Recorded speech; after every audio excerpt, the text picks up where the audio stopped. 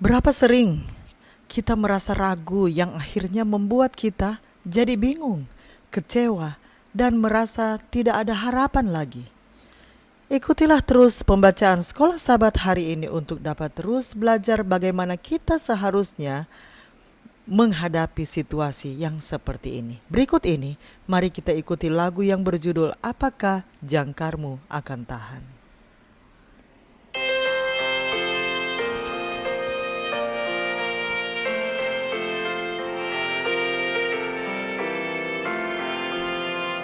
Apakah jangkarmu akan tahan bila ditimpa kesusahan, bila menderu ombak dan topan, dapatkah jangkarmu bertahan? Pada kita adalah jangkar yang tahan gelombang yang besar, di batu karang terikat kuat, berakarkan kasih juru selamat. Mari kita berdoa. Bapa kami dalam kerajaan surga, terima kasih untuk kesempatan yang Engkau berikan untuk kami dapat mendengarkan sebagian dari firman-Mu. Isilah kami dengan Roh-Mu yang suci, agar kami dapat mengerti apa yang Engkau inginkan kami pelajari hari ini. Dalam nama Yesus kami sudah berdoa. Amin. Pelajaran Sekolah Sabat, Rabu 10 Juni 2026, pelajaran yang ke-11 di triwulan yang kedua. Judul pelajaran Sekolah Sabat kita untuk hari ini adalah Jalan ke Emmaus. Beberapa pekan terakhir ini adalah perjalanan emosi yang naik turun bagi dua murid saat mereka memutar ulang dalam pikiran mereka peristiwa dan percakapan yang telah mereka alami. Masuknya Yesus dengan kemenangan ke Yerusalem dan pembersihan bait Allah. Pasca di ruang atas, doa-doa Yesus di Getsemani, pengkhianatan yang mengerikan oleh Yudas, pengadilan, ejekan, pemukulan tubuh Yesus yang memar tergantung di kayu salib, dan kata-kata terakhirnya sebelum ia menghembuskan nafas terakhir. Saat langit sore menjadi gelap, robeknya tirai bait Allah, kubur orang-orang benar yang terbuka. Tubuh Yesus diturunkan dengan lembut dari salib dan dibaringkan di kubur sebelum hari Sabat, dan kemudian kebingungan, kekecewaan, dan pertanyaan dalam benak para murid. Bagaimana mereka bisa begitu salah? Para pengikut Yesus merasa kecewa, putus asa, dan bingung. Ini adalah kemunduran terbesar dalam hidup mereka. Apa yang tidak mereka sadari adalah bahwa ini hanyalah satu momen dalam kisah terbesar sepanjang masa. Ketika dua dari mereka berjalan di jalan menuju Emmaus, Yesus menampakkan diri dan berjalan bersama mereka. Bacalah percakapan dalam Lukas 24 ayat 13 sampai 27 dan pikirkan tentang dua sudut pandang yang berbeda, dua murid itu dan Yesus. Lukas 24 ayat 13 sampai 27. Pada hari itu juga dua orang dari murid-murid Yesus pergi ke sebuah kampung bernama Emmaus yang terletak kira-kira 7 mil jauhnya dari Yerusalem, dan mereka bercakap-cakap tentang segala sesuatu yang telah terjadi. Ketika mereka sedang bercakap-cakap dan bertukar pikiran, datanglah Yesus sendiri mendekati mereka, lalu berjalan bersama-sama dengan mereka.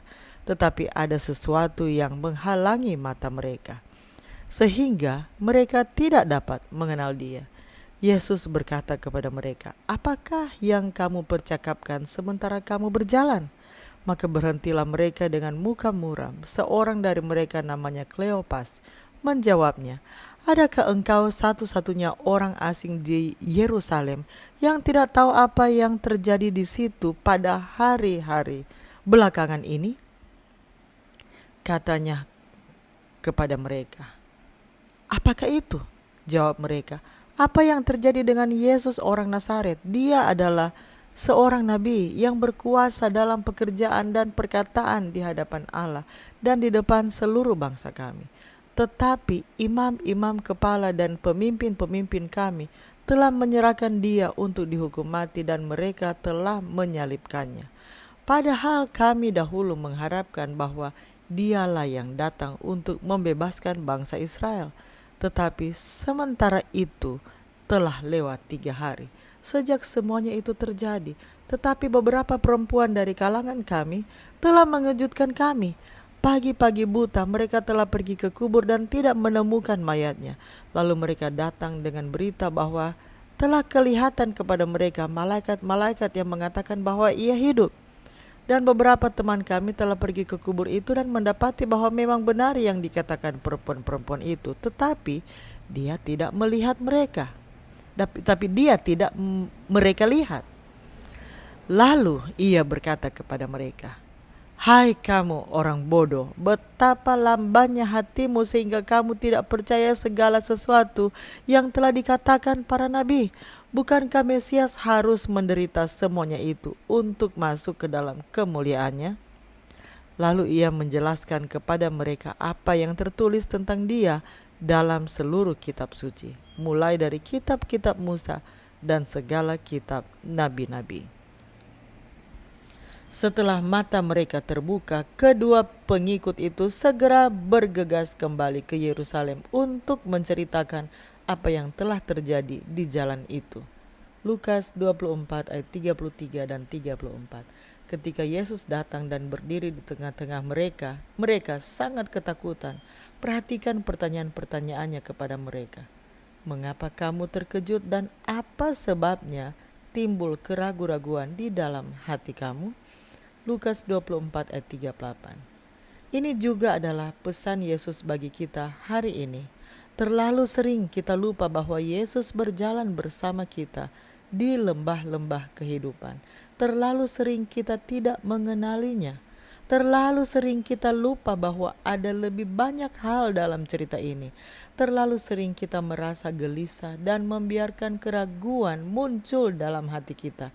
Lupa bahwa Yesus memegang hidup kita dengan aman di tangannya. Dan terlalu sering kita berpikir bahwa kita lebih tahu daripada Yesus tentang apa yang sebenarnya terjadi dalam hidup kita. Alkitab memberikan nasihat yang sangat baik tentang bagaimana kita sebagai orang Kristen dapat merespons tantangan dan kemunduran. Luangkan waktu untuk mempelajari bagian-bagian pendek ini. Kita ikuti bacaan ayat-ayatnya. Roma 8 ayat 28. Kita tahu sekarang bahwa Allah turut bekerja dalam segala sesuatu untuk mendatangkan kebaikan bagi mereka yang mengasihi Dia, yaitu bagi mereka yang terpanggil sesuai dengan rencana Allah. Filipi 4 ayat 4 sampai 13. Bersukacitalah senantiasa dalam Tuhan. Sekali lagi kukatakan, bersukacitalah. Hendaklah kebaikan hatimu diketahui semua orang. Tuhan sudah dekat. Janganlah hendaknya kamu khawatir tentang apapun juga, tetapi nyatakanlah dalam segala hal keinginanmu kepada Allah dalam doa dan permohonan dengan ucapan syukur. Damai sejahtera Allah yang melampaui segala akal akan memelihara hati dan pikiranmu dalam Kristus Yesus. Jadi akhirnya, saudara-saudara, semua yang benar, semua yang mulia, semua yang adil, semua yang suci, semua yang manis, semua yang sedap didengar, semua yang disebut kebajikan dan patut dipuji, pikirkanlah semuanya itu. Dan apa yang telah kamu pelajari dan apa yang telah kamu terima, dan apa yang telah kamu dengar dan apa yang telah kamu lihat padaku, lakukanlah itu. Maka Allah, sumber damai sejahtera, akan menyertai kamu. Aku sangat bersukacita dalam Tuhan bahwa akhirnya pikiranmu dan perasaanmu bertumbuh kembali untuk aku. Memang selalu ada perhatianmu, tetapi tidak ada kesempatan bagimu. Kukatakan ini bukanlah karena kekurangan, sebab aku telah belajar mencukupkan diri dalam segala keadaan. Aku tahu apa itu kekurangan, dan aku tahu apa itu kelimpahan.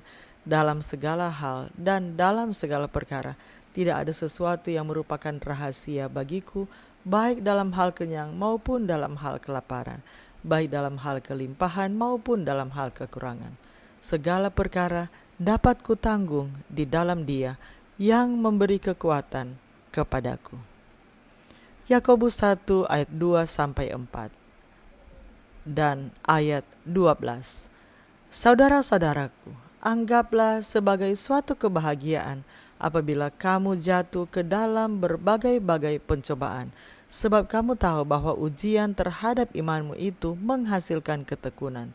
Dan biarkanlah ketekunan itu memperoleh buah yang matang, supaya kamu menjadi sempurna dan utuh dan tak kekurangan suatu apapun. Berbahagialah orang yang bertahan dalam pencobaan, sebab apabila ia sudah tahan uji, ia akan menerima mahkota kehidupan yang dijanjikan Allah kepada barang siapa yang mengasihi Dia. Sebagai bagian dari pelajaran Anda, tuliskan 3 pesan utama yang dapat Anda bagikan kepada seseorang yang sedang menghadapi kemunduran saat ini, dengan mengingat 2 Korintus 1 ayat 4.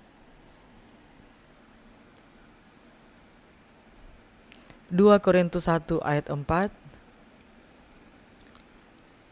Yang menghibur kami dalam segala penderitaan kami, sehingga kami sanggup menghibur mereka yang berada dalam bermacam-macam penderitaan dengan penghiburan yang kami terima sendiri dari Allah.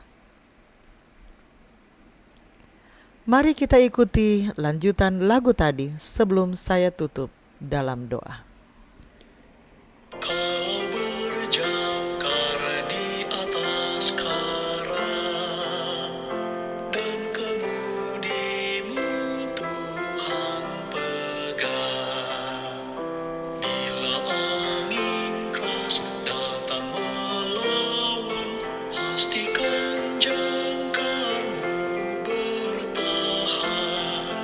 Pada kita adalah jangkar yang tahan gelombang yang besar, di batu karang terikat kuat, berakarkan kasih juru selamat. Mari kita berdoa. Bapa di surga, kami memuji Engkau ya Tuhan, karena Engkau adalah Allah kami yang menuntun kehidupan kami. Terima kasih untuk pelajaran hari ini yang berjudul Jalan ke Emmaus, di mana kami dapat belajar tentang pengalaman beberapa murid yang berjalan dengan penuh kekecewaan, penyesalan, keraguan, dan akhirnya Engkau bersama-sama dengan mereka, menuntun mereka, sehingga mereka dapat menyadari akan kehadiran-Mu dan dapat menyadari akan apa di balik dari semua yang mereka hadapi pada saat itu. Ya Tuhan, terima kasih untuk pelajaran hari ini. Kiranya Engkau dapat memampukan kami ya Tuhan untuk terus kuat di dalam Engkau, terus bertumbuh dalam iman kami kepadamu. Terima kasih ya Tuhan untuk kasih setiamu bagi kami. Dalam nama Yesus kami sudah berdoa. Amin. Demikianlah bacaan pelajaran Sekolah Sabat Rabu 10 Juni 2026. Sampai bertemu di bacaan pelajaran Sekolah Sabat selanjutnya. Tuhan memberkati.